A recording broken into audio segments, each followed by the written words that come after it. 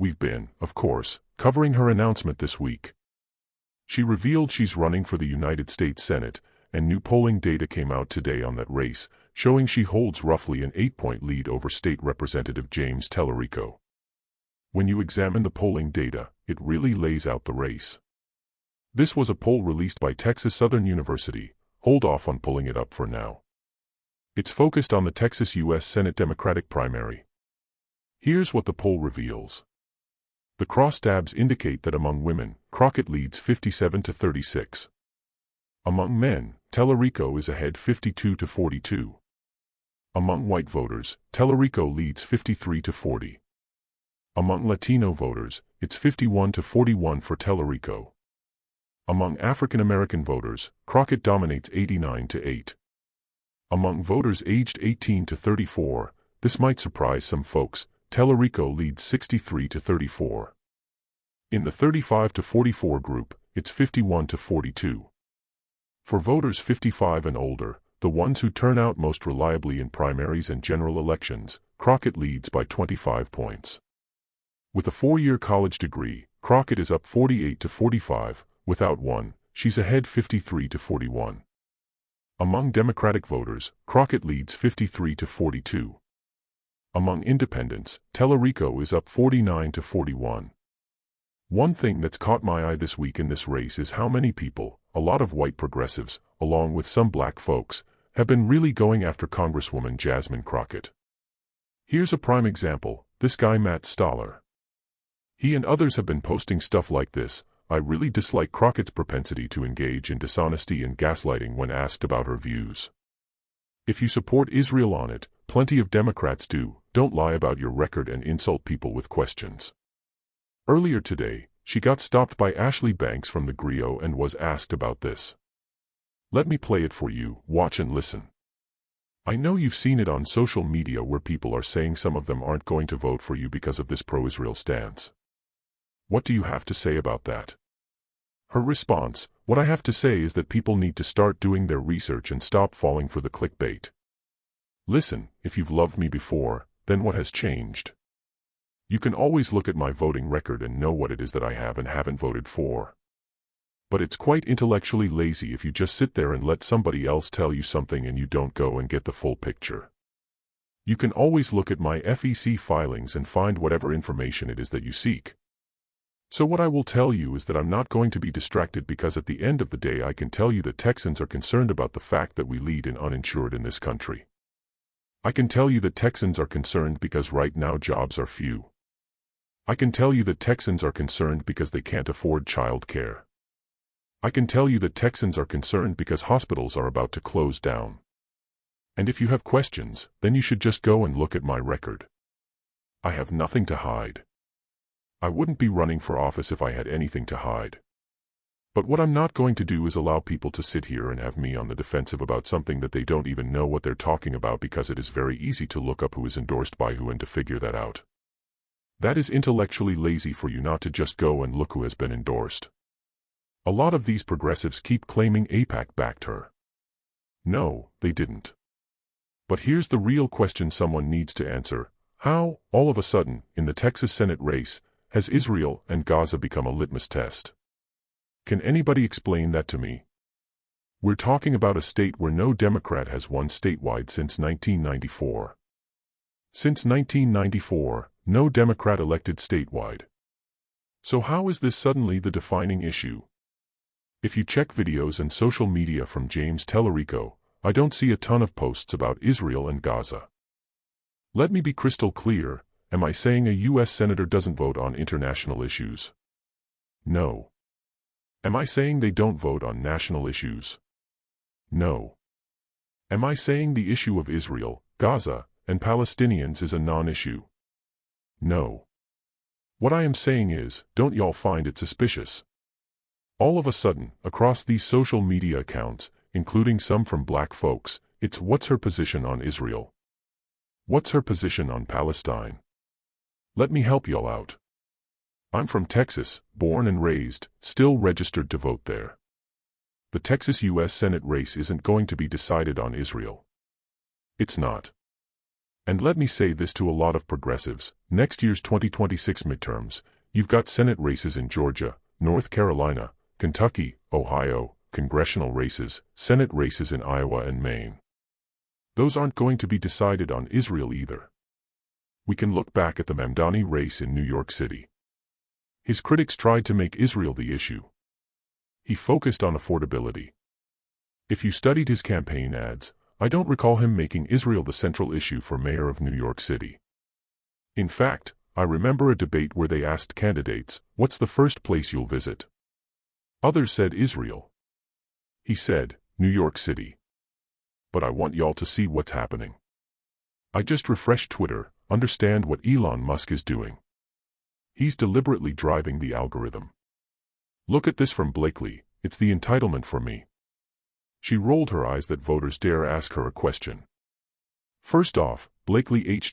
She's from Brooklyn, New York. She ain't a Texas voter. She says she rolled her eyes because voters asked a question, but Ashley Banks from the Griot did ask her.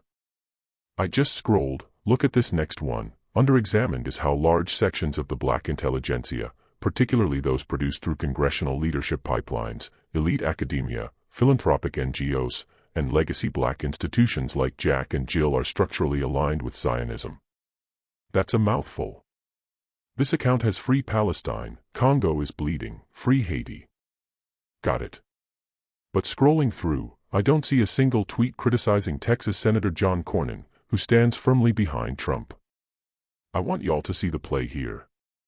What you're witnessing are constant, direct attacks from so-called progressives, many are bots.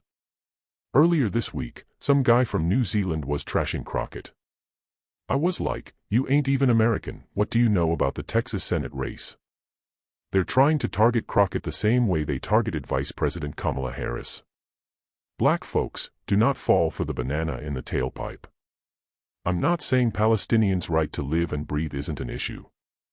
But you can't tell me the defining issue in the Texas Senate race is Israel. It's not. Michael, yeah, Roland. That was a masterclass, you broke it down. I was making some of the same points. Driving the algorithm, just like in the 2024 election on TikTok, that's why I got off TikTok. Pushing Palestine, pushing the Israel-Palestine war. We saw the effect, opposition to the Biden-Harris administration. But when Trump gets in, you don't see those same protests against him letting Netanyahu do whatever.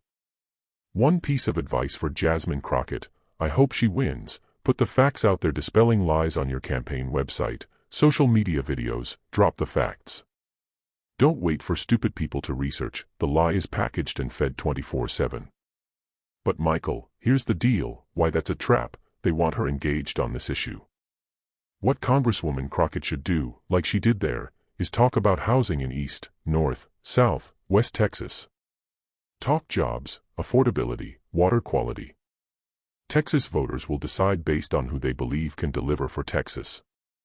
Like this guy I saw, we won't vote for any candidate who voted to give Israel the weapons they use to blow up babies and burn people alive in tents or anyone that takes money from AIPAC pro-Israel lobby. This is our red line. He's been trashing Crockett. Okay, what's Talarico's position? Is he on record? Now, let's say Crockett wins the primary. You've got Crockett versus Cornyn. Who you voting for? We know exactly where Cornyn stands. This is where folks gotta rethink, one-issue voting. Some in Dearborn, Michigan are upset now, Democrats, I'm sorry, your city voted for Trump, these are policies you voted for. Matt, well, I'm a Texas voter and I haven't been this excited about a potential Senate choice between these two. I think they're both fantastic options, but you and Michael are both right. I don't think it's one to the exclusion of the other. Michael's right, she should correct the record on her votes, put it on the website. But to your point, she shouldn't make it the focal point.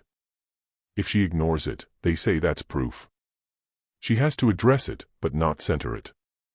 Especially with John Cornyn, one of those guys who's been there forever, doing whatever to stay in office. No one's questioning his fealty to Israel or Trump, he's been licking Trump's boots hard because he's worried about getting unseated. We need to talk to all candidates about the same issues. Bigger than that, we've allowed politics to focus on things politicians have little or no control over.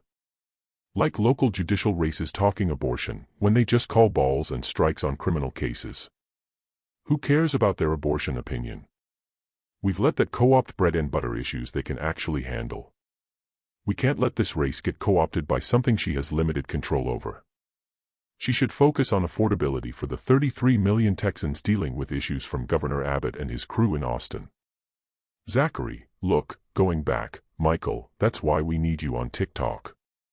I'm a content creator and educator, huge focus on combating misinformation. I've never seen this level of organized misinformation in any state race, Senate, or House race around Representative Crockett. That's our job, as people caring about democracy, fighting for the culture, the people, to educate and inform. That's what I do every day on social media. When it comes to these folks Roland called white progressives, far-left whites, and their black friends, they're running an organized attack campaign against Jasmine Crockett, paid for by who knows, likely boomeranging back to Republican money wanting her to fall fast. You won't see the same scrutiny on Talarico. He might be great to some, but publicly, I don't think this man is qualified anywhere near Crockett's level. He has growing to do, especially reaching black people and issues germane to us. On AIPAC, Israel, where Jasmine voted, don't you dare ignore what Talarico voted. In the third special session of the 88th Texas Legislature, October 2023, he voted with everyone to support and affirm Israel. It's on record. Plus, his #1 donor in 2024, Donald Trump's best friend, your Texas homegirl Roland, Miriam Adelson. That tells me where his loyalties lie, not just Israel, but who's funding him and why. That needs to be part of the conversation. Before break and next guest, let me show this. Black women supporting Crockett 92-6 per the poll. Black men 84-12. Latina women supporting Crockett 49-41. White women supporting Talarico 46-45. Latino men supporting Talarico 61-33. White men supporting Talarico 62-32. Why show that? Polling shows white voters prefer Talarico over Crockett. Latinos overall 51-41 Talarico, but Latinas support Crockett +8. He has +28 among Latino men, +30 among white men. Nearly tied with white women, that's key. Favorable/unfavorable, Crockett favorable 85, unfavorable 7-7. Wait, unfavorable 9-2. Anyway. Proportion who don't know enough about Talarico, black 47%, Latino 15%, white 14%. This one to watch, likely Democratic primary voters who believe candidate most successful mobilizing Democratic-leaning non-voters, 53% Crockett, 34% Talarico, 13% unsure. Most successful convincing regular Republicans to cross over, Talarico 58%, Crockett 29%. Bottom line, Crockett's point, you need non-voters to turn out to beat Republicans. Likelihood of GOP crossover for a Democrat. Low. That's the poll breakdown. Add, hello, I'm Isaac Hayes 3. Unchanged, as it's a separate sponsor message.